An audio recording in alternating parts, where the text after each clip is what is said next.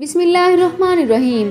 अस्सलामुअलैकुम डियर अरब info channel में मैं आप सबको खुश आमदीद कहती हूँ। उम्मीद करती हूँ आप सब बिल्कुल ठीक होंगे। आज की वीडियो में बहुत ही इम्पोर्टेंट अपडेट आप लोगों के साथ शेयर करूँगी।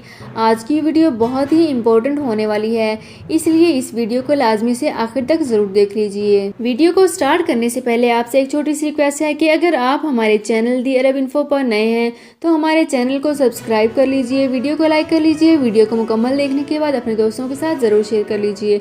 बेल आइकन को ज़रूर प्रेस कर लीजिए ताकि हमारी हर नई आने वाली इन्फॉर्मेटिव वीडियो सबसे पहले आप तक पहुंच सके। वीडियो को स्टार्ट करने से पहले मैं उन लोगों का बहुत शुक्रिया अदा करना चाहूँगी जो कि हमारे फेसबुक पेज पर हमारा बहुत साथ दे रहे हैं और हमारी वीडियोस को ज़्यादा से ज़्यादा शेयर कर रहे हैं। तो मैं आपको बताती चलूँ कि हम अपने फेसबुक पेज पर अपने यूट्यूब चैनल का लिंक भी शेयर करते हैं। काइंडली इस लिंक को ओपन करके हमारे यूट्यूब चैनल को ज़रूर विजिट कीजिए।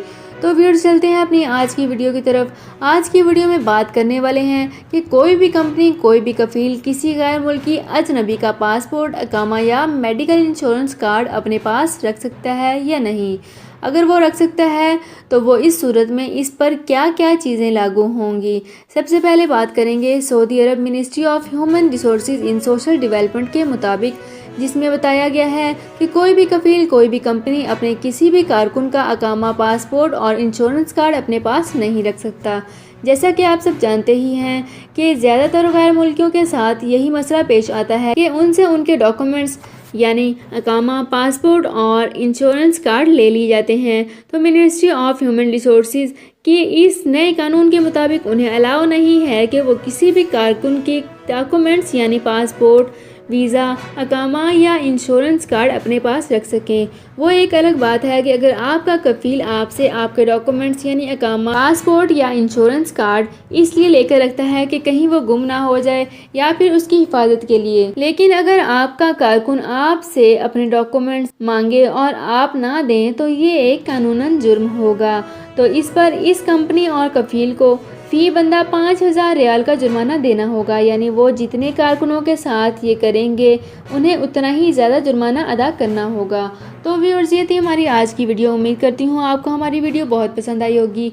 अगर आपको हमारी वीडियो बहुत पसंद आई है तो हमारे चैनल दी अरब इन्फो को सब्सक्राइब कर लीजिए, वीडियो को लाइक कर लीजिए, वीडियो को मुकम्मल देखने के बाद अपने दोस्तों के साथ ज़रूर शेयर कर लीजिए।